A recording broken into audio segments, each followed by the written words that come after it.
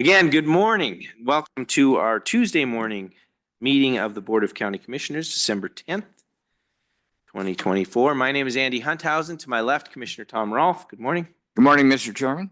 Tom's left, Brandi Spangler, who will be taking care of us today. Thank you, Brandi. Greg McNally, who is the Director of Community Development and Planning and Development. However, we can say it either way, Greg. And then to my right, Commissioner Candace Payne. Good morning. Good morning. And Roger Baltz, our Chief Administrative Officer. Good morning, Roger. Good morning. There is a sign-in sheet in the front as well as agendas. Please sign in prior to leaving today so we have a good record of who's attended our public meeting. And we'll start with our consent action items, and I'll turn it over to you, Mr. Baltz. Thank you, Mr. Chair and Commissioners. You have two items this morning on consent. The first one is item 2A, public meeting minutes for November 19 and 21 for 2024. Staff recommends approval of that item. The next item is item 2B, which is budget amendments for December of 2024, and staff recommends approval of that item as well. Thank you, Commissioners. Thank you very much, Mr. Baltz. Any questions, Commissioners, this time? Any questions? How about public comment on the consent action items? Any public comment? Seeing none, is there a motion, please? Mr. Chairman, I move that we approve consent action items 2A and 2B as presented by Roger Baltz. Second, Mr. Chair. Moved and seconded to approve the consent action items as presented. Further discussion, Commissioners? All in favor of the motion signify by saying aye. Aye. Aye. Aye. Thank you very much. Next item on the agenda is a contract between Lewis and Clark County and Eagle Ridge Road Association. Good morning. Good morning, Mr. Chair, Commissioners. My name is Jessica Makus, Special Districts Coordinator for Lewis and Clark County. Before you this morning is a snow removal contract with Eagle Ridge Road Association to provide snow removal and related services within just within the Eagle Ridge Rural Improvement District in Lewis and Clark County. Work under this contract will be completed on an on-call basis as the need for this maintenance arises. This maintenance was solicited through a request for qualifications, which were due on October 16th, 2024. This type of solicitation was used with the intent to create a roster of qualified contractors to work with through the 2024-2025 winter season. 18 statements of qualifications or SOQs were received and reviewed by the Public Works Department staff based on the information that was included in that SOQ. This contract is number 18 of 18 that's been presented to you. Staff recommend approval of the contract with Eagle Ridge Road Association and authorize the chair to sign all contract documents. Thank you. Happy to answer any questions. Thank you. And thank goodness, right? Yeah. Last one. Commissioners, any questions? Okay. Oh, please. Just have, Please, Commissioner. Jessica, the contract was with Eagle Ridge Road Association. That's a provider. That's not the homeowners association that has the roads. Mr. Chair, Commissioner Payne, that's a great question. So this contract is a little bit different. This is with a specific road association for a particular RID. However, they do have appropriate liability and other types of insurance, just as we would require from any other contractor. So in this case, they have a qualified person that can plow snow within this district. That's the reason they only do the Eagle Ridge Rural Improvement District. They're not interested in doing work in any other district. But it is beneficial in this case because they are right there, the equipment is right there, and they're able to plow that snow immediately and get that service as needed directly. Okay, thank you. That's, Does that help? the name was sort of different, and so. Yes, you're absolutely right. Yes, thank you. Yeah, it is a unique contract among these 18, Mhm. but seems to work well, and it's. Have you done it this way before? Mr. Chair, Commissioner Payne, it's been done as long as I've been here, and I believe as long as Jesse Whitford was with the county as well. So I think it's been this way for many, many, many years. All right. It has. Yeah, Thank you. thank you. All right. Good questions. Any other questions? About public comment on this item? Public comment on this contract? All right, hearing none. Commissioners, is there a motion, please? Mr. Chair, I would move to accept the contract between Lewis and Clark County and Eagle Ridge Rural Road Association as explained by Ms. Makus. Second. Moved and seconded to approve the contract as presented. Further discussion, Commissioners? Jessica, since we're at the end, just say thank you very much. That was heavy lift in a sense to have that many. And it'll be like herding cats, I'm sure, when the snow flies. So, but better this than only a couple and trying to get it done. So thank you for wrangling up that many contractors. All right, Commissioners. All in favor of the motion signify by saying aye. Aye. Aye. Thank you very much. All right. Next item on the agenda is a contract between Lewis and Clark County and Shaffners. Am I saying that right? Shaffners Bindery. Morning. Good morning, Mr. Chair and Commissioners. My name is Myrna Austin. I'm the Record Supervisor for the Lewis and Clark County Records Department. And I'm here today to request a contract with Shaffners Bindery from Missoula for $24,000 to repair the historical deed books and miscellaneous index books that are in great need of restoration. This will bring to conclusion our ARPA award that was the Digital Record Preservation Searchable Archival Project ARPA Award, and the work will be completed by November 30th, 2025. The original award was $347,032, and that was used to image all of these books that we now are wanting to repair. And we estimate that there will be approximately 80 to 115 of the books that we'll be able to repair depending on the cost. Wow. That's great. Commissioners, questions right now? I'll just ask you, since we have you here, which is not very often, and we're glad to have you here.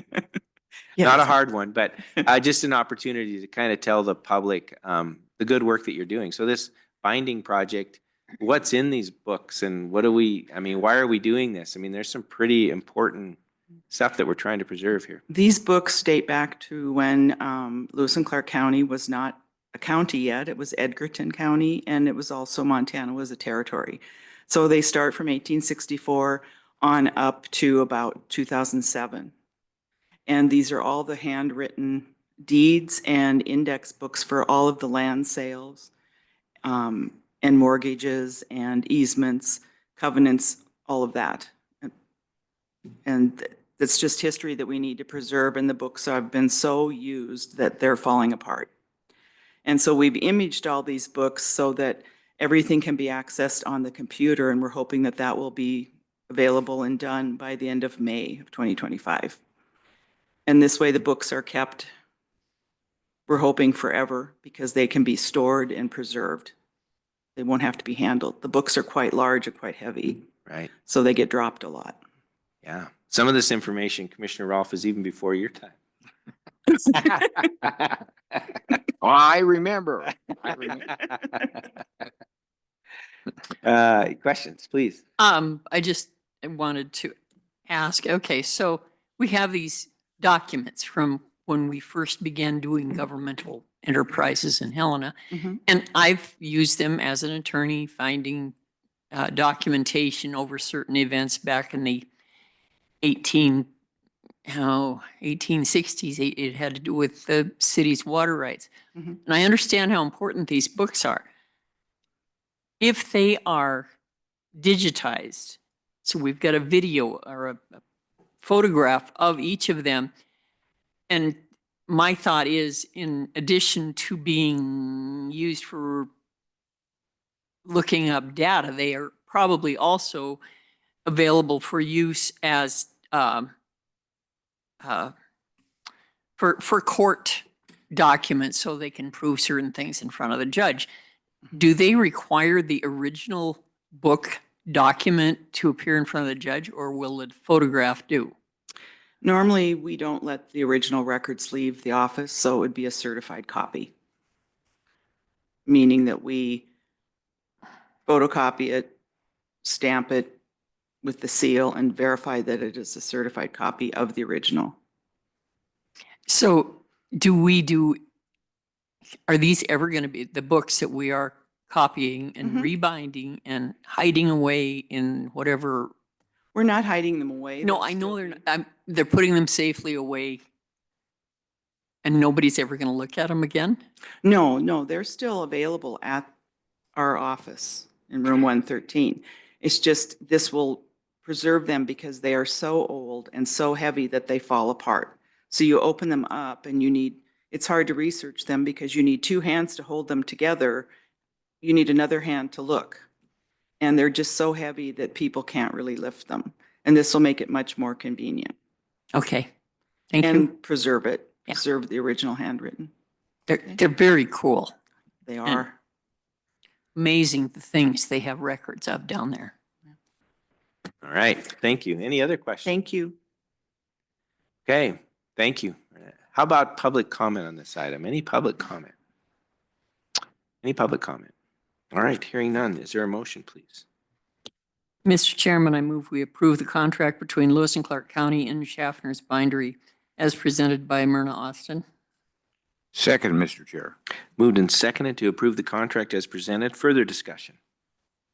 Myrna, thank you for being here. I really appreciate the project too. We've been talking about it for a long time. I'm glad we were able to put some ARPA dollars toward that and get some of these most fragile books preserved. You know, Commissioner. I just think it's wonderful too, the idea of having it available online for history nerds like myself. It's fun to kind of go through some of that old stuff and to be able to access it and look at some of those documents that are part of our founding of our county. Thank you. All right, with that, commissioners, all in favor of the motion signify by saying aye. Aye. Aye, thank you. All right, next item on the agenda is a contract between Lewis and Clark Public Health and Michigan Public Health Institute. Good morning. Good morning. Good morning, Mr. Chair, members of the commission. I'm Sarah Sandau, the Community Health Promotion Division Administrator for Lewis and Clark Public Health. Today, I have before you a contract from the Michigan Public Health Institute for the amount of $3,000 from July 1st, 2024 through December 31st, 2024. As you'll notice, we just now received the contract, although the project period is almost complete. Fetal infant child maternal mortality reviews, also referred to as FICMR because of that long name, is a statewide effort to reduce preventable fetal, infant, child, and maternal deaths. The goal of the FICMR program is to reduce risk factors and decrease the number of preventable deaths through educational outreach and evidence-based and best practice prevention initiatives. While the program is statewide, it is powered locally by multidisciplinary teams. Review team members are comprised of health and social services professionals, law enforcement, coroners, and experts from the field. FICMR is the implementation of legislation. It was first authorized in state statute in 1997. FICMR review teams share and discuss comprehensive information on the circumstances leading to a death, if it was preventable, and the response to the death. The process identifies critical community strengths and needs in order to effectively address the unique social, health, and economic issues associated with negative health outcomes which may have caused or contributed to a preventable death. Marissa Johnson is our Lewis and Clark Public Health FICMR coordinator. This opportunity was shared with her to be a mentor to another locality so they could learn about how we conduct reviews, because we've heard that our process here locally is really well done. Marissa mentored a nurse in Maine named Megan. Marissa said her experience mentoring has been great and that she has received feedback from the mentee that it was really helpful to their local process. Through mentoring, Marissa has also developed new ways to present the summaries to our group and gather data more efficiently. So it has also, by mentoring, has taught us how we can also improve our local process. Staff recommends approval, and I'm here for questions. Thank you very much. Questions, commissioners? Okay, and we're a long way into this, so it's it's almost to the end. So is there opportunity for further work beyond this contract? No, No, not for the mentoring project. okay. We will continue to do FICMA reviews as we've been doing. And I think Marissa now has a relationship with Maine that we can keep the conversation going. But just for this mentoring project, that's Okay. So you may have piqued someone's curiosity. How does it work? There's a death of an infant or child, and then what is the process? How do the team gets together, and how does that review work? Yeah. Just from a Thank you, high level. Mr. Chair. Yeah. So we are 1 year behind on deaths because we want to make sure that the coroner has ample time to review it. And so death records are a year behind. So right now, starting in January, we will review 2024 deaths. We tend to review them between March, because again, just to give that few month leeway to make sure that we have all the records we need. And so we review it between March and October. We split it into a few meetings, and we have an interdisciplinary team. So we have the coroner, we have St. Peter's Health, we have Sheriff's Office, we have the State Suicide Prevention Coordinator, Lewis and Clark Public Health, Child and Protective Services. And we'll bring in other professionals if they have information on the death based on the death. So we try to do a few per meeting. So we bring all the professionals in. It's very confidential. And then Marissa, our coordinator, will gather all the death records that connect to a death. The group then decides, was this deemed preventable? If it's a death that was not preventable, then that's where the conversation ends.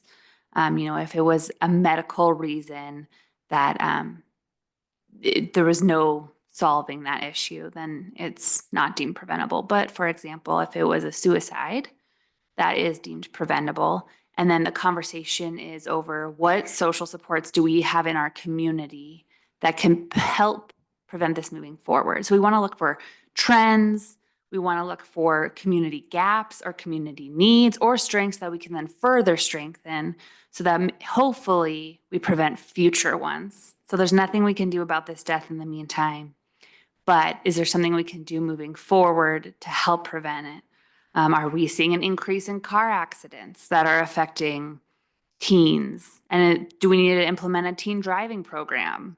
Is it distracted driving? Or maybe it's fetal and we find out that pregnant individuals aren't getting prenatal care. Is there something we could do about that? So we look at trends and then we have the experts in the room say, is it preventable and what can we do about it? And then we try to implement some of those. Great, thank you. Any other questions, commissioners? Commissioner. Does the person of interest quit being a person of interest when they reach 18 or 21, or what's the cutoff date? 18. Thank you. Thank you. All right. How about public comment on this item? Public comment. Any public comment? Okay. Hearing none, is there a motion, please, commissioners? Mr. Chair, I move to approve the contract to Lewis and Clark Public Health from the Michigan Public Health Institute as explained by Ms. Sandau. Second. Moved and seconded to approve the contract as presented. Further discussion. Thanks for your time and explanation today, Sarah. Appreciate it. All in favor of the motion signify by saying aye. Aye. Aye. Thank you. All right. Next item on the agenda is a grant award between Montana Opioid Abatement Trust and the Lewis and Clark County Sheriff's Office. Good morning, sir. Good morning, Chair Hunthausen, Commissioner Payne, and Commissioner Rolfe. I am Troy Christensen. I'm the Detention Center Commander. Spelling of the name is TroyChristesen. And today I'm here to talk about the agreement between the Opioid Abatement Trust and Lewis and Clark County Sheriff's Office. The Commissioners will consider accepting this grant award from the Montana Opioid Abatement Trust in the amount of $115,200, and there are no matching funds required. And the full amount of the grant will be sent to the county upon acceptance. The effective date of the grant will begin upon the signature of both parties and shall terminate 1 year from the date of execution.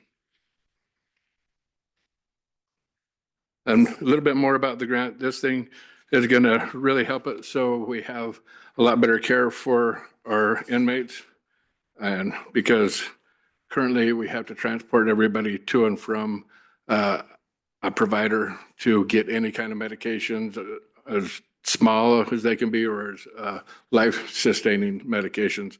And also with the opioid abatement, we can screen everybody that qualifies in a timely manner because we currently have to wait until we can get them somewhere. And sometimes that could be 2, 3, 4 weeks because of our transportation division.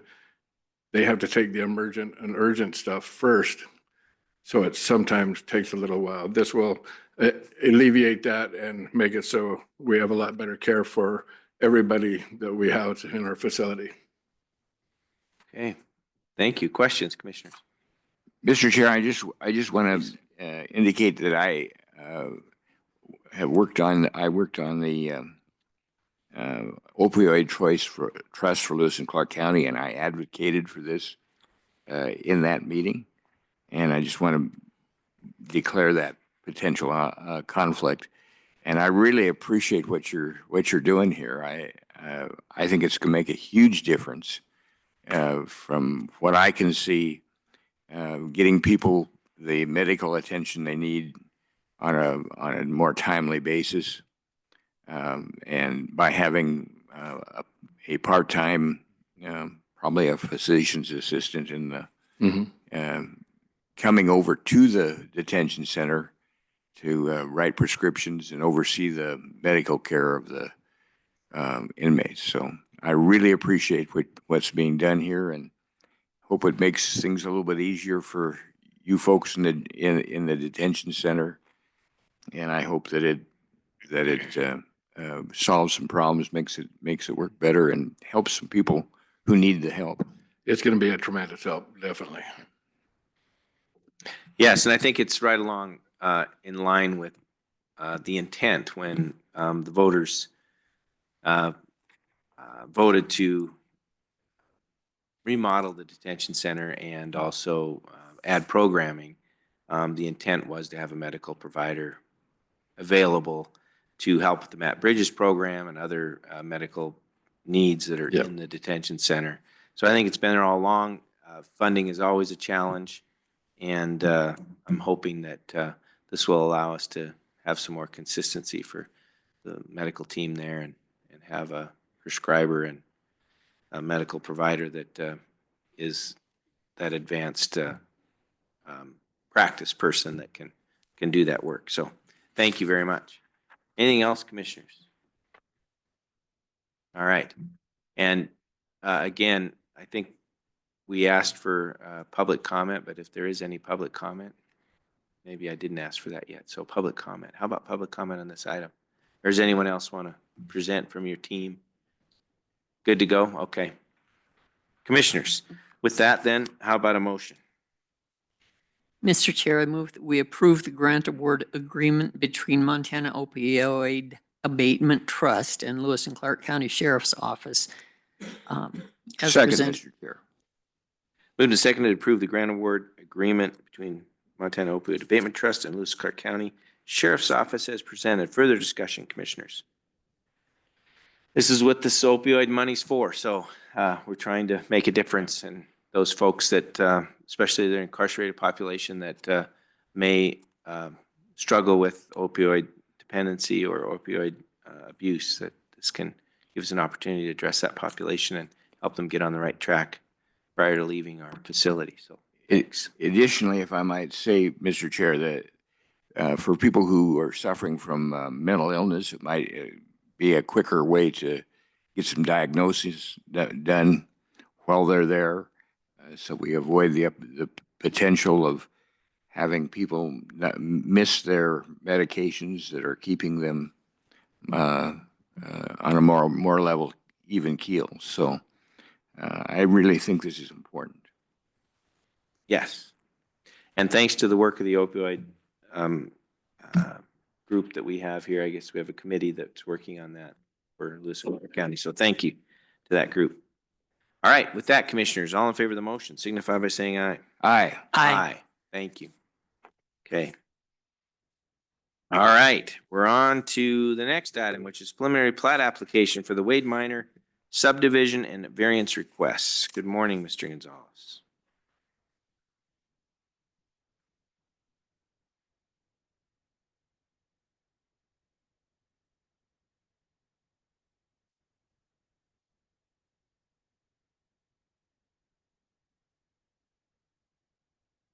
Morning, Chair and Commissioners. Phil Gonzalez here with Community Development and Planning. As you mentioned, I'm here to present the Wade Minor Subdivision Application 2024-6. This is a 5-lot subdivision. The applicant is Kim Smith, and the technical representative is Kasny and Associates. As you can see from the vicinity map on your screen, the subject property is highlighted in yellow. It is located along the east side of Green Meadow, south of Lincoln Road. The general area is defined with mostly residential and some commercial uses surrounding the area.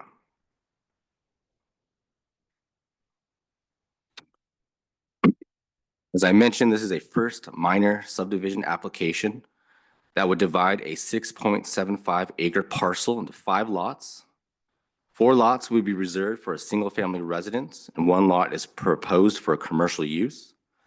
The lot sizes of the residential lots are proposed for 1 acre, and the commercial lot is proposed to be 2.75 acres.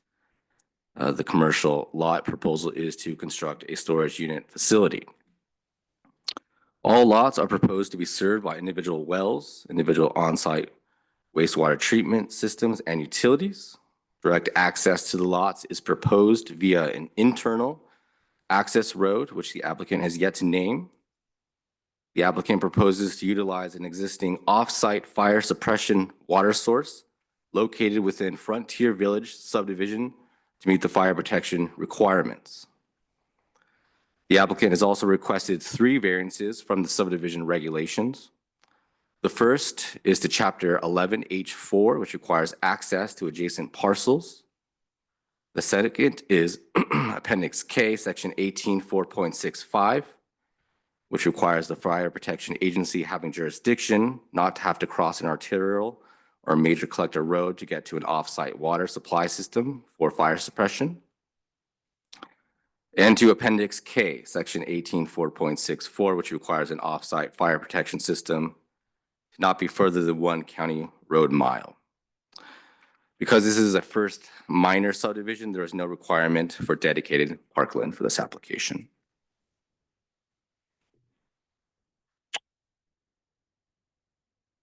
Mr. Chair, Commissioners, I'd like to provide some background and context for this particular project that might be helpful. The Wade Minor subdivision was originally preliminary approved by this commission on February 25th of 2005. The applicant at the time was Wade Ray. The preliminary plat approval at that time had 1 year approval where the application could be extended by this commission. That preliminary approval did expire.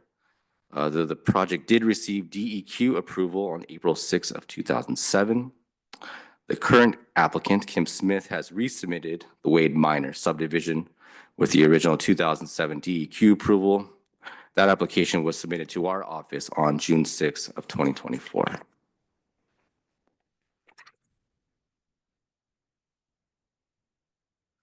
So you can see on the screen is the proposed preliminary plat of the Wade Minor subdivision. You'll notice Green Meadow here along the western side of that parcel to be subdivided. That 6.75 acre lot. You'll notice lots 1, 2, 4, and 5 are all 1 acre. Those are the proposed lots for residential single family. And the lot towards the rear, lot 3, is the 2.75 acre lot where the proposed commercial storage unit facility is to be. You'll notice the proposed internal road terminating in a cul-de-sac coming off Green Meadow, providing access to all 5 lots.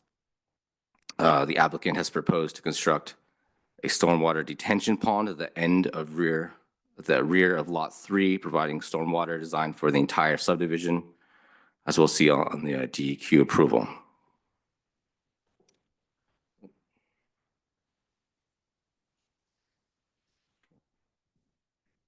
Excuse me a second.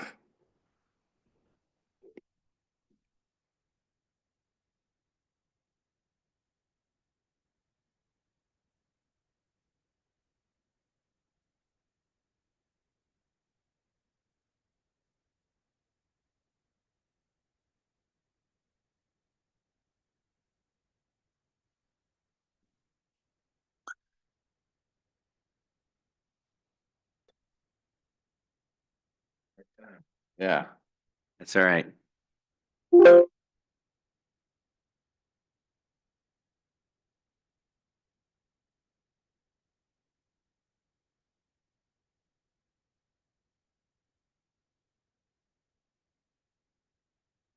See how this goes. Zoomed in here, we can get a better look at the proposed subdivision. That 60-foot wide access utility easement that comes off Green Meadow. You'll notice the curved kind of road as it comes off the approach. It's likely to accommodate the approach, which is proposed to align likely with the approach on the other side of Green Meadow Drive, common requisite from MDT. Here we can see the subdivision overlaid an aerial image of the property. You can see the existing home, which would is currently where Lot 1 is proposed. You can see the proposed access road and how the approach lines with the corresponding approach across from Green Meadow. So some pertinent facts to keep in mind in regards to this subdivision. First off, I wanted to describe the fire protection. In order to meet the requirement for fire protection outlined in Appendix K of the subdivision regulations, the applicant is proposing to use an off-site fire suppression system. That system is located within the Frontier Village Estates subdivision. That fire system is located specifically off of Bootlegger Drive and consists of a well, water line, and hydrant located within a public access and utility easement, which provides access to any type of responding fire district. This fire protection system is within the West Valley Fire District boundary. The applicant materials state that the fire system recognized it can produce in excess of 750 gallons per minute for 2 hours at 20 PSI. This system would satisfy the fire protection system subdivision regulations of 250 gallons per minute for 2 hours at 20 PSI. As per the application, currently the proposed system in Frontier Village supports 102 single-family residences within Frontier Village, Buckboard Meadows, and Garden Valley subdivisions. Now, in order for the Wade Miter to utilize this fire protection system as part of their subdivision, as I mentioned previously, 2 variances must be granted. As previously mentioned, one is a regulation that states that the off-site system must be within 1 mile, and the other requires the fire authority, which would be West Valley, not to have to cross a major collector when supplying water. I will note in the fire authority having jurisdiction, West Valley Fire Chief David Hamilton has supplied 2 letters of support for those variances, which have been supplied in Exhibit C, agency comments of the staff report beginning on page 63. Second, as Green Meadow Drive is considered a major collector, no access restriction will be placed along the lots along that border of Green Meadow Drive, which forces those lots to access from the proposed internal public access road. And third, Lot 3 of the proposed commercial use. I believe some context for that lot and this application is important, but the proposed storage unit facility was originally designed and preliminarily approved in 2005 as part of the originally designed subdivision. The DEQ approval that was received in 2007 reflects that proposed commercial use. And as mentioned previously, this project and property has changed hands since it was originally approved, preliminary approved. Additionally, now the county has adopted zoning. This property lies in the suburban residential mixed use zone district. Within that district, mini storage or storage facilities are listed as a conditional use under Section 8 of the Helena Valley zoning regulations. Conditional use would require a conditional use permit to be approved by the Board of Adjustments. And just some general information regarding the CUP or conditional use application process. It is an application essentially to evaluate a proposed use on a property and what that potential use, what impacts of that use would be on the property and potentially surrounding properties. So the evaluation of things like traffic, lighting, signage, et cetera, would be evaluated at that time only if the property owner decided to move forward with that proposed storage unit plan. The conditional use permit process would be evaluated by or application would be evaluated by the Board of Adjustments at a public meeting, and all adjoining property owners would be notified of that meeting and able to provide public comment if they're So, choosing. Mr. Gonzalez, just to Yes. be clear on that process, the conditional use process is not something that happens at the commission level. That happens at the Board of Adjustment level, and that's not something that we'd be making a decision on Mr. through our process. I Mr. just want to Chair, be clear Commissioner. on that. Yes, absolutely, that is correct. I just want to give you the full Yeah. perspective of how all these things kind of. Yeah, I work just want to make together. sure there wasn't any confusion among our board here that we'd be having to act on a conditional use permit. That doesn't happen at this. Certainly. Thank you. Yeah. Sorry to interrupt you. Oh, not a problem. Commissioners, continuing with on, the applicant has provided a site plan that was the proposed commercial layout, as was approved by DEQ. So I wanted to make sure that was represented here. You'll notice a site plan for 154 storage units and a small office. Additionally, the on-site detention pond in the rear corner of the lot, right over here, acts as the detention pond for all the conveyance of the stormwater for that subdivision.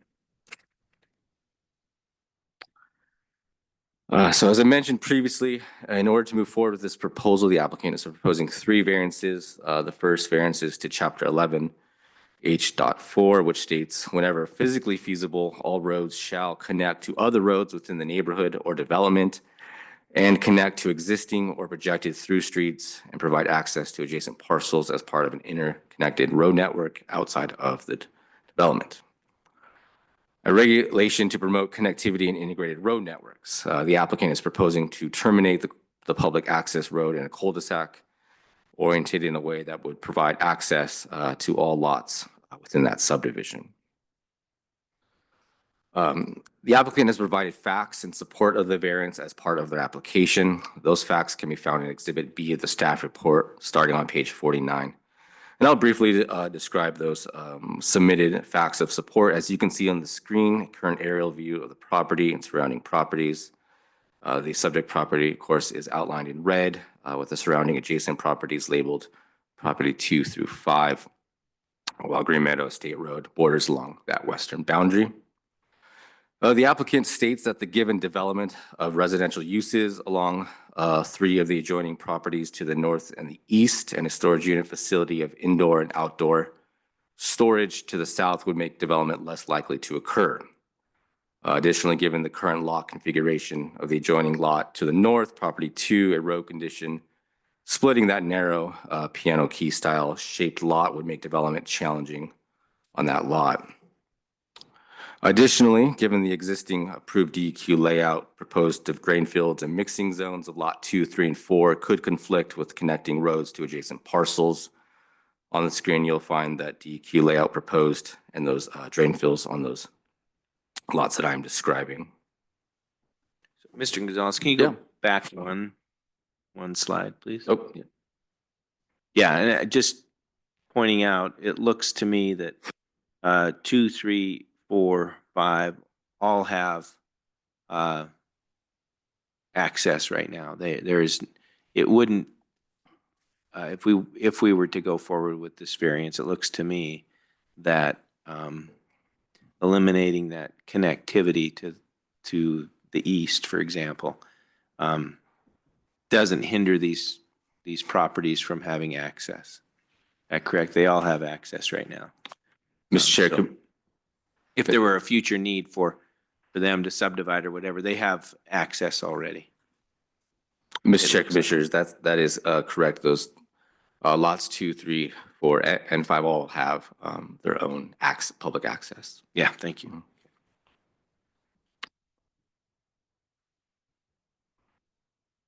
Sorry to interrupt you again. Your flow. Yeah. And finally, as part of the application materials, the applicant has provided signed letters from those 4 adjoining property owners. Those letters were provided by the applicant, stating their lack of a desire for road connectivity to those properties. The second variance that the applicant is requesting is Chapter 11S, Appendix K, Section 18-4.64, which states the off-water supply system is located no longer than 1 county road mile from an existing or proposed internal access road for the subdivision. This variance would allow the applicant to use the fire suppression system, if approved, located in Frontier Village Estates, located along Bootlegger Drive, approximately 2 miles from the subject property.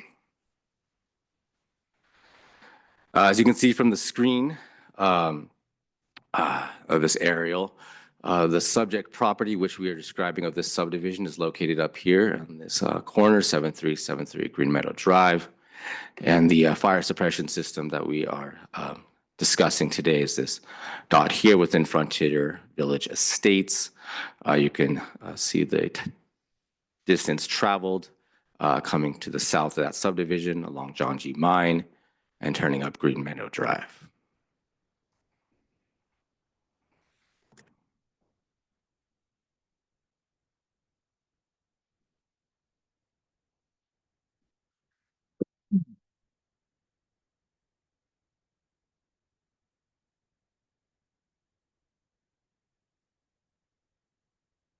The third variance that the applicant is requesting is to Chapter 11S, Appendix K, Section 18.4.65, which states the utilization of the off-site water supply system does not require the fire protection agency having jurisdiction to travel on arterial or major collector roads, cross railroad crossings, or travel on roads with grades in excess of 11% to deliver water from the off-site water supply system to the subdivision. The applicant is looking to meet the requirements of Appendix K using an off-site source, as mentioned previously, specifically the well and hydrant within Frontier Village Estates subdivision off Bootlegger Road. This would require West Valley, the Fire Protection Agency having jurisdiction to cross Green Meadow, a collector. Again, the applicant has provided a number of facts in support of their variance within the application they submitted. Firstly, and again, no other fire protection system exists in the area that would require West Valley to cross a major collector. Second, West Valley Fire District has provided comment in support of the variance, specifically as in the letter provided by Fire Chief David Hamilton dated November 25th, 2024.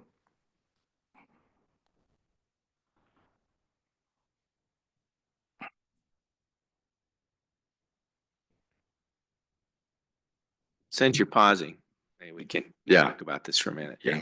Because we should be talking about it, but these two variance requests related to fire suppression systems and distance and crossing the road. And I'm gonna look at Mr. McNally for some of this as well, but you may know, you may be very, very familiar with the process too, but we're in the midst of rewriting our subdivision regulations. And I think that these, the fire suppression or fire requirements from Chapter 11, Appendix K are some of those regulations that are being looked at closely. And we're working with the fire community to potentially amend those. And the reason I bring that up is because variances from this regulation or these two regulations have been pretty consistent over the last few years, and which says to me if a regulation can't be followed on a regular basis, you might have a problem with the regulation versus the project, all the projects. So thus we're looking at that. I think that the fire community as well is trying to help us understand what might work more efficiently for them and for our development community in making sure that we cover that requirement of fire protection, but without having to constantly be chasing variances. And so Mr. McNally or Mr. Gonzalez, both, either one of you can want to speak to that process. I want to make sure it's on the record that we're looking at that. Mr. Chair, Commissioners, that's absolutely correct. Greg McNally with the Community Development Planning Department. We are looking at some of these regulations, and you'll know that we've seen several variances related to these over just the past few projects that we've done. These regulations are regulations that were recommended to us by our fire chiefs. Right. And so we've implemented them in our subdivision regulations. But at the same time now, as development has occurred and we've utilized these regulations, we've often seen our fire chiefs in support of variances for Right. these two particular items, right? Where the distance of over a mile, as well as having to cross an arterial road when looking at an off-site fire protection source. So we do see in this particular case, as we have in our recent variances we've issued, support from our fire chiefs for these. So that's a valuable thing to see here in the report. But as you've indicated, whenever we see multiple variances occur for the same type of regulation, obviously we need to take a closer look at that regulation and see if we can come up with a better way to address that situation. So that is something that we are looking at, and you will probably see in the future. So I'm not ready for this project. Might not be ready for the next project, but certainly down the line here, we're going to see some changes, I think, to these types of regulations. Good. And it's an important conversation because variances should be on the whole pretty rare. I mean, our regulations are designed that most of the time, most often, they can be followed, and that we can find a way to follow them. So when we have consistent variance requests for the same issue, that's the reason we're looking at it so closely during this rewrite of the subdivision regulation. So if there's a better way, hopefully we'll be able to work with our fire chiefs to have a regulation that is more consistently able to follow it versus ask for variances from it. Mr. Chair, Commissioners, that's absolutely right. Couldn't agree more. Again, the goal, providing public health and safety in regard to fire protection here. And in this particular case, the support from the fire chief knowing and stating that he can provide fire protection to these lots is very valuable. Yes, it is. It's excellent. And I think the regulation comes, as you said, the regulation comes from us asking our fire chiefs what would work the best, what regulations do you recommend, and then we essentially that's where the recommendation or the regulation comes from. So now, after time, as you said, that we've had using these regulations or having these regulations on the book, that there may be some amendments or some changes that could be valuable and work better for both the fire community as well as our development community, and still keep people safe in their new development. So anyway, we need to have that discussion on the record just to make sure that we're considering all these angles and why we would consider these variances. And I think having that information from the fire chief and the support for doing this another way is huge. So thank you, Mr. Gonzalez. Just wanted to, since we're talking about them, we might as well have the discussion now. I don't know if commissioners, if there's anything further you want to discuss about the variances. Question. Yeah, please. And I don't know who would answer this, but I'm wondering, okay, so this variance is to benefit this subdivision. They're not going to have to come up with extra money to put in another well or a holding system or anything. Okay, so it's a benefit to them. Is it a detriment to the Frontier Village Estates subdivision, the existing subdivision that already put the money into a fire suppression system, and now they're being required to share their service, what they've spent a lot of money putting in over the years, and now they're going to have to share it? And the other thing I'm concerned with is, and we have had some really nasty fires recently that came swooping through, and there wasn't an awful lot of time. And to drive the 4 miles from this fire location to the Wade subdivision, isn't that, that seems, isn't there a risk there that they can't get there in time, that they'll be delayed? It just, I think I have absolute faith in your work, but I do think about those questions. I don't want to jeopardize the work that's already been done for this new improved subdivision. And so would you talk about that, please? Mr. Chair, Commissioners, yeah, those are some great questions. I'll probably back up a little bit and discuss the fire regulations in Appendix K. Based on the fire protection system requirement is determined essentially by how many lots your subdivision is going to have and how dense they are. I don't have the exact figures in front of me, unfortunately, but essentially a smaller subdivision would be required to, like this one, required to install a system on site within the subdivision that would produce 250 gallons for 2 hours. If there's an option within the subdivision regulations to utilize an off-site system, in order to do that, there's a provision within the subdivision regulations, and the applicant has to demonstrate that adding those new lots or that new subdivision to kind of utilize that fire system would not diminish all of the other lots that are currently being serviced by that fire protection system. So in this case, the one in Frontier Village Estates is able, as far as the subdivision regulations lay out, are able to accommodate additional lots. And that's kind of already been, written into the subdivision regulations and kind of utilized by the applicant to provide. So, and that is one of the 5 criteria that are required to provide that offsite system.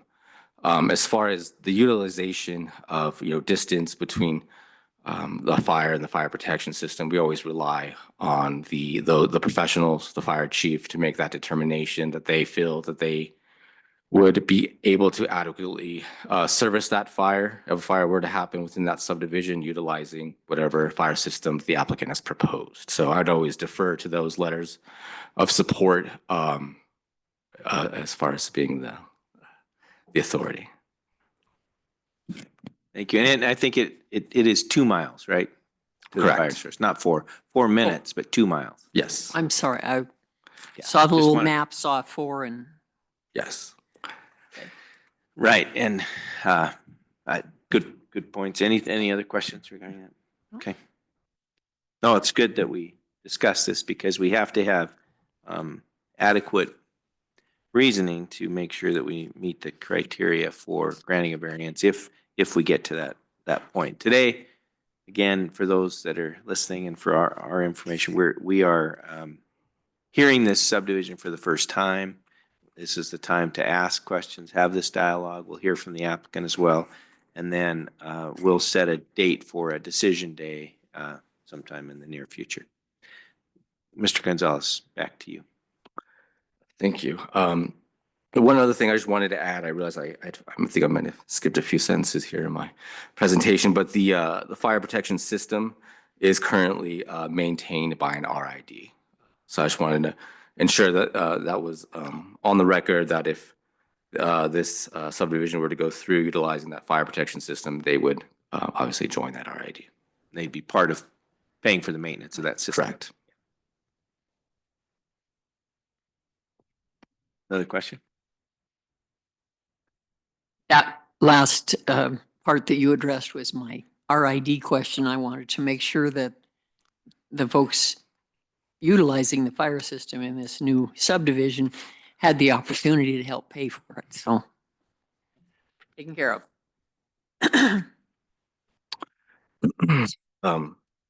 Mr. Chair, Commissioners, as part of the review process, a summary of the proposal and preliminary plat were sent to various public agencies noted in the staff report. Those included Public Works, Water Quality Protection District, MDT, Sheriff's Office, and of course, West Valley Fire District.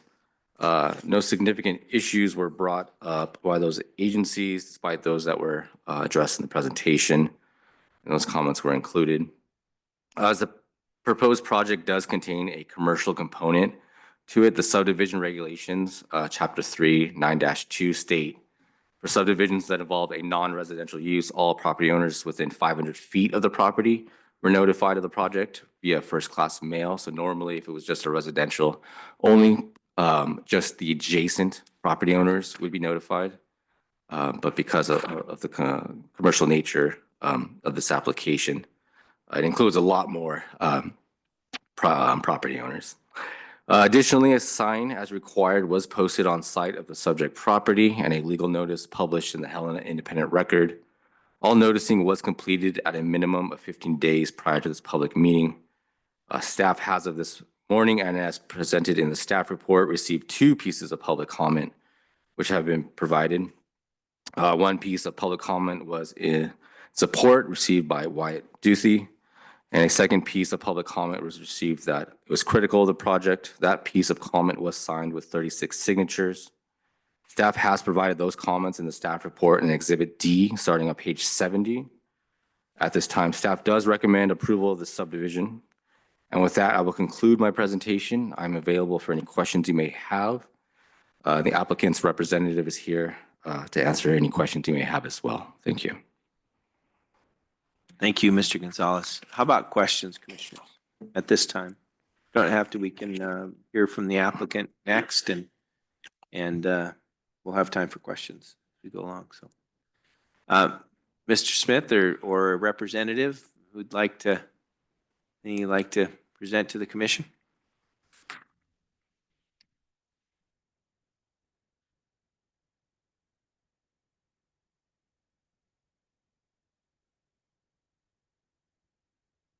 Morning, Chairman, Commissioners. My name is Kim Smith, 7510 Applegate Drive.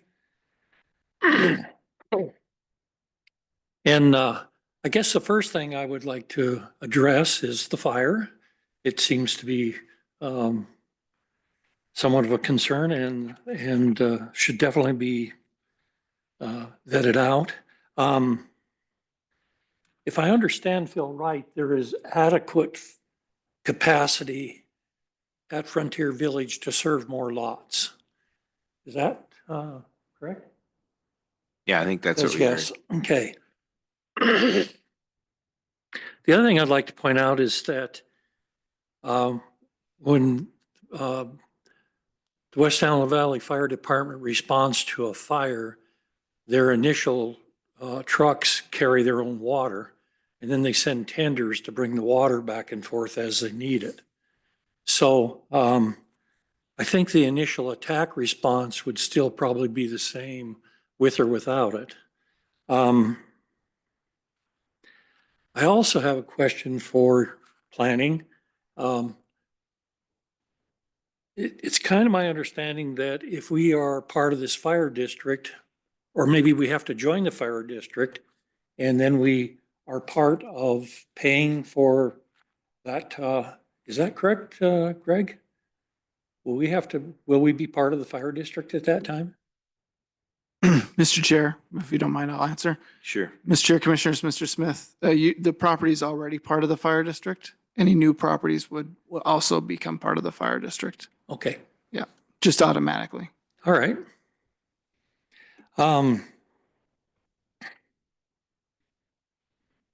I'd like to note that this is a previously approved subdivision that expired, and I was not the owner at the time it expired. And I kind of stumbled upon this thing. I would also say that you had a letter of support that very well described the property as not being the Taj Mahal. And I think this subdivision is definitely, I agree with the gentleman's letter was very, very good. I've never met him. I don't know if he's here or not, but I think this is definitely an improvement. The subdivision is, or the existing property is very distressed, and I think this will be an improvement.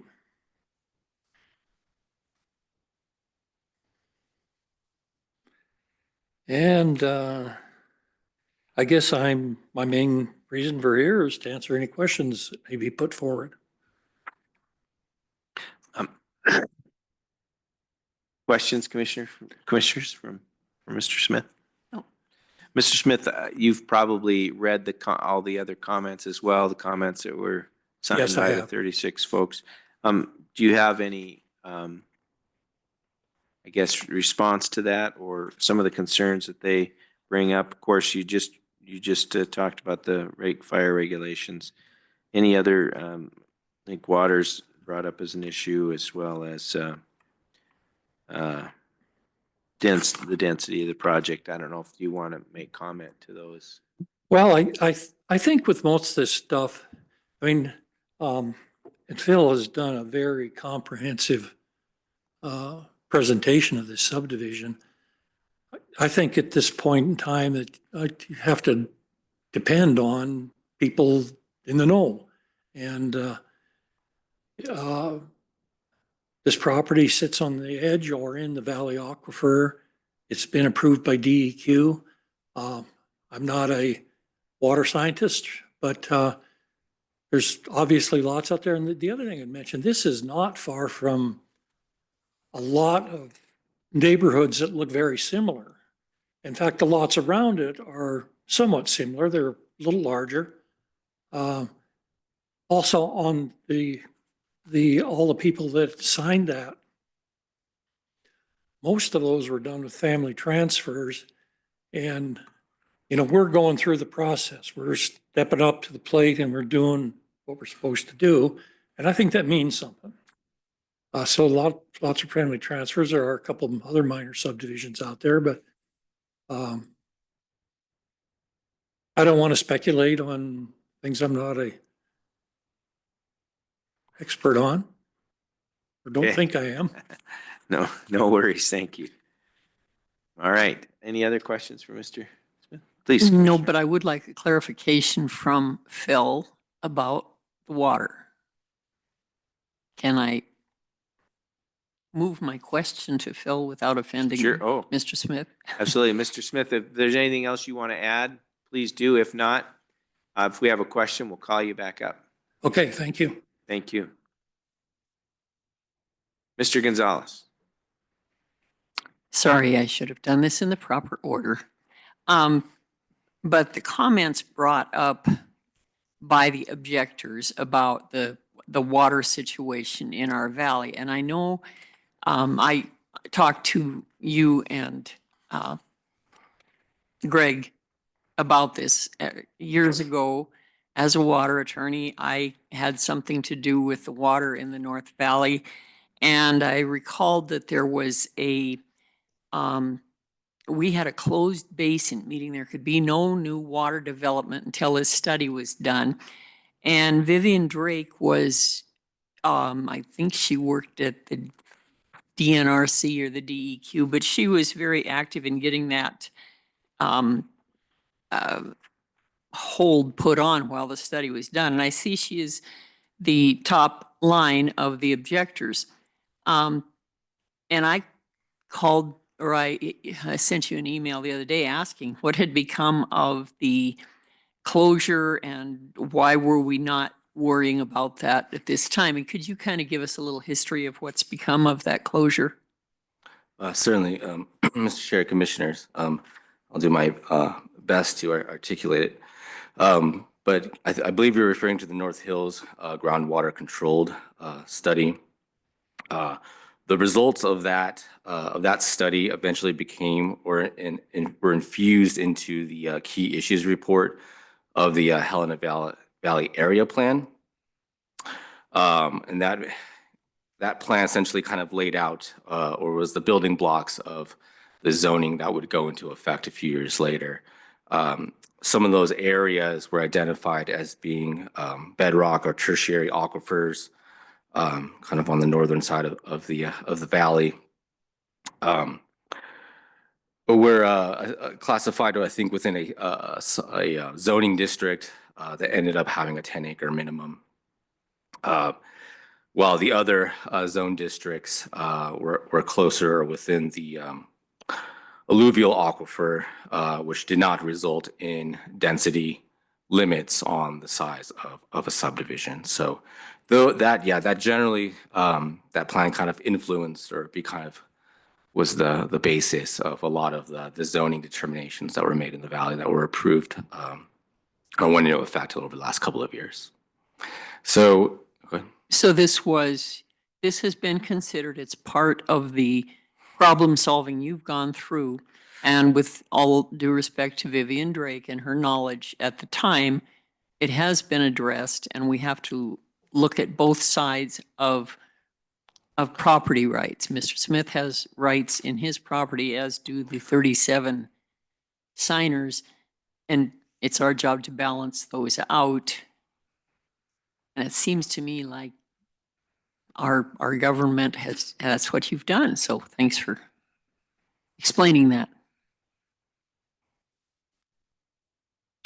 Okay, thank you. Any other questions at this time for Mr. Gonzalez?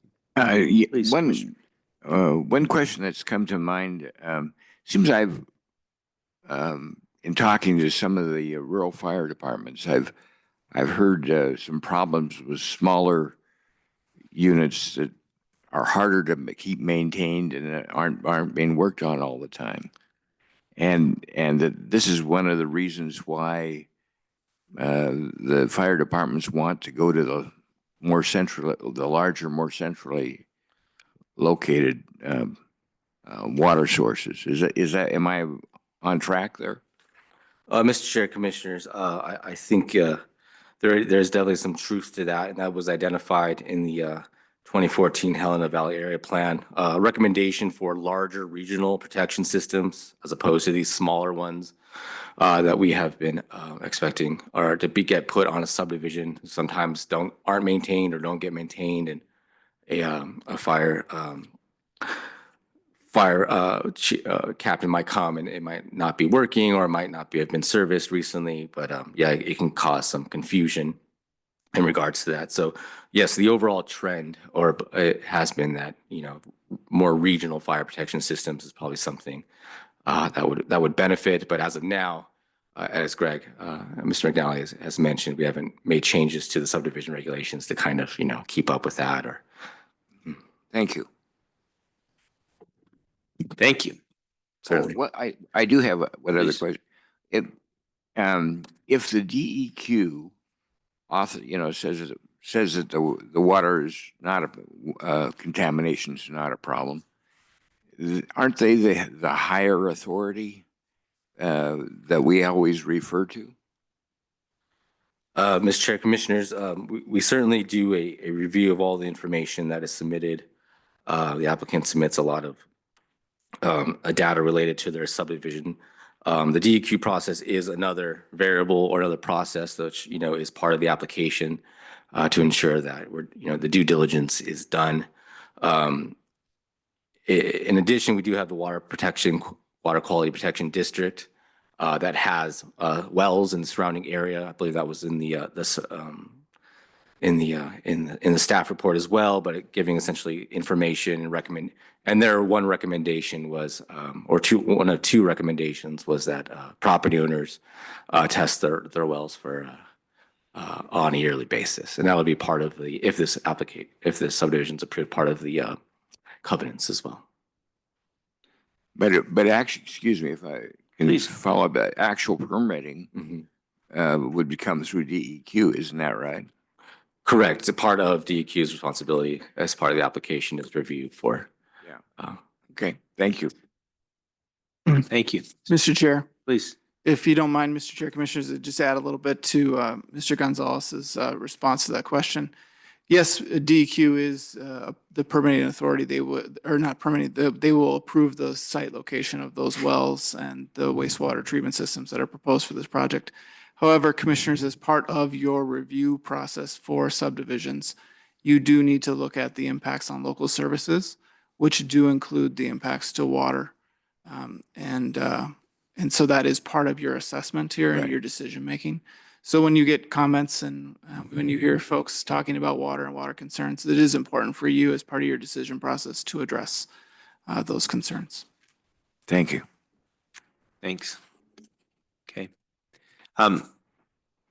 Mr. Smith, anything else your team wants to present or add? Okay. All right. Just giving you the opportunity. You can also have the opportunity to have the last word if there's something you hear today that you want to address. So we want to try and hear everything from folks that we can. Thank you, Mr. Gonzalez. Are you done with your presentation or do you have further? I'm complete. Okay, so there may be some more questions here, Sure. but we'll first take public comment. Is there any public comment related to this subdivision proposal? Any public comment? Please come forward if you would to the microphone and state your name. Oh, Anyway, we're recording it, so we really need you at the microphone if possible. We can bring it to you, or you can sit down here Thank as you. well. Please sit down. That microphone works. Just get in there. Welcome. I'm Chuck Charles Duffy. I'm Wyatt's dad. I'm the guy that owns across the street. And the only questions I have is to Mr. Smith. Could you make sure you speak into the microphone? You're talking to us. So whatever Oh. question you have, we can call him back up and Okay. ask that question, but What please types- address the commission. Yeah. What types of housing do you, the big concern I was concerned with is if it's a fourplex, multiple housing unit, or if it's for residential homes is all I'm curious about. And the type of, the commercial property in the back, But other than that, I'm with my son. The property itself, it needs cleaning. It's in pretty tough shape, but that's it. That's the Okay. only questions I got. Thank you, Mr. Duffy. We'll try and answer your questions here prior Yeah. to ending. So thank you very much. Yeah. Appreciate you being here today. Yep. Is there any other public comment on this subdivision? Any other public comment related to this subdivision?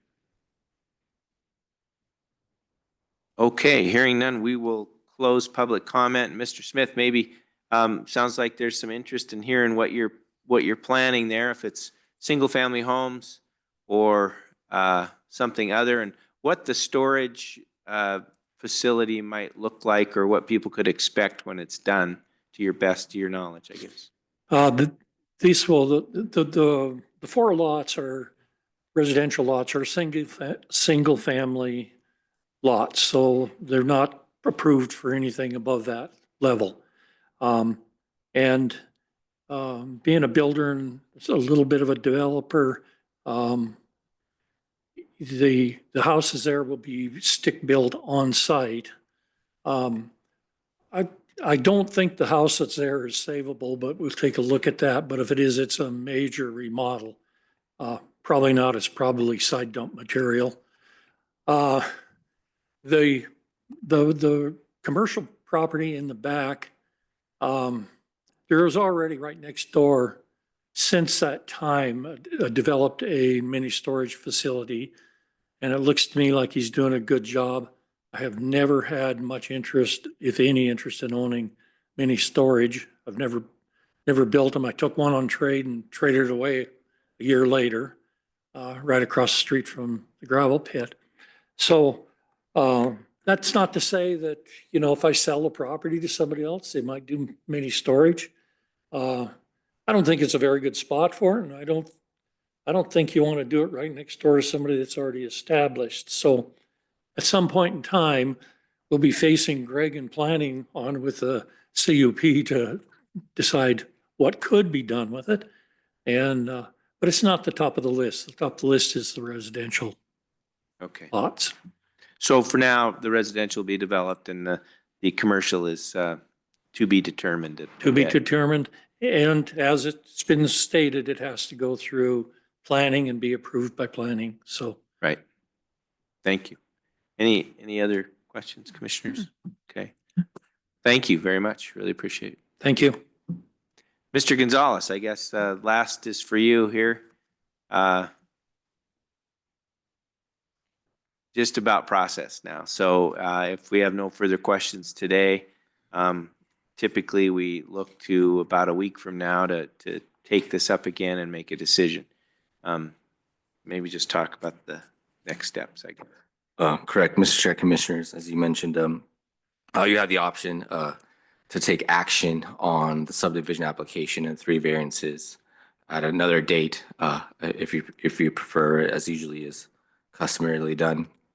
From there, that application will be heard again and approved or not approved or approved with, conditions. And that would essentially begin the preliminary approval of that phase of the subdivision. Okay, thank you. Commissioners, any further questions for Mr. Gonzalez for today? Okay, and as he said, it is our tradition and protocol and part of our policy to at least take a week's time after hearing the subdivision, prior to making a decision. So the earliest, commissioners, would be next Tuesday. We would take this up again and make a decision. The public would have opportunity between now and then to send in any comments, make any comments, call Mr. Gonzalez with comments, and then that day that we take this up again, there will be an opportunity for public comment again. So the public will have opportunity to weigh in if they choose. If someone's watching today or whatever, welcome to hear more from you. So, commissioners, questions? Okay, how about a motion? Next Tuesday is 17th. 17th? the 17th. Okay. Yep.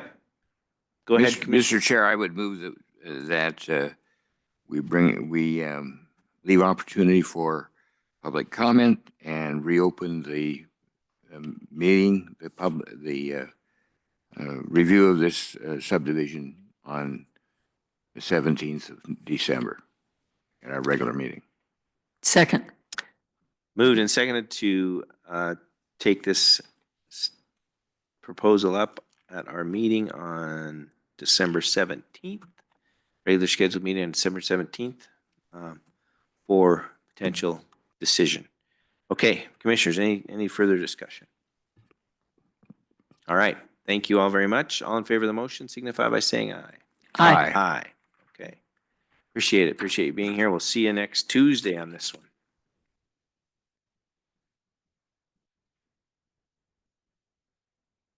All right.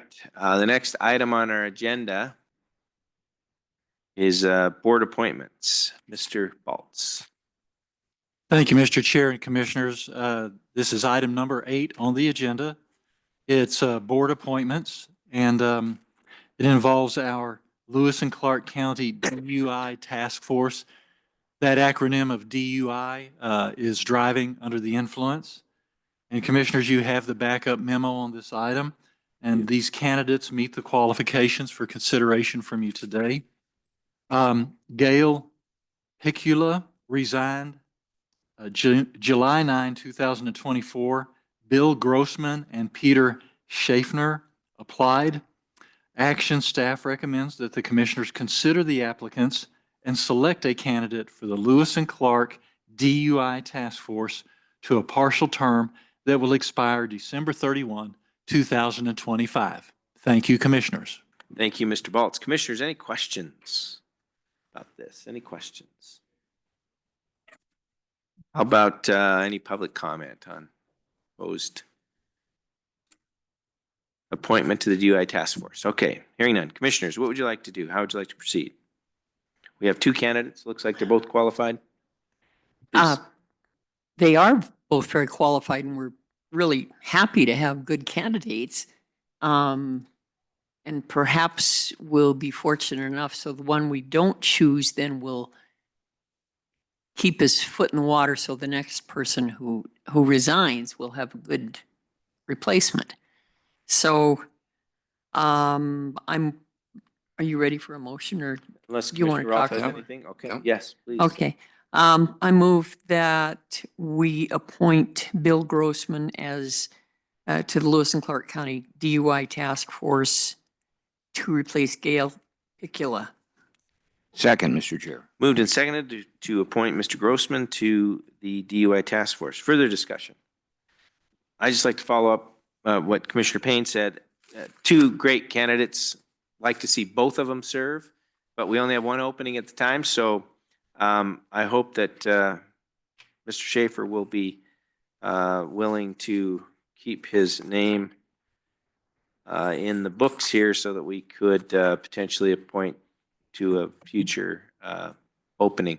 And I just say this, that our county, as Commissioner Rolfe says often, it really is run on volunteers. We have so many boards and committees, and the volunteers that serve on those, we are so grateful for them stepping forward, and to have two for a position is sometimes a rare thing. Sometimes we're beating the bushes to try and find somebody to serve. So this is great to have two, and two qualified folks. So I'm grateful for them coming forward, and we'll keep the other one in reserve for the next opening. Commissioners, anything else? All in favor of the motion signify by saying aye. Aye. Aye. Okay, Mr. Grossman is appointed. Thank you, Mr. Baltz.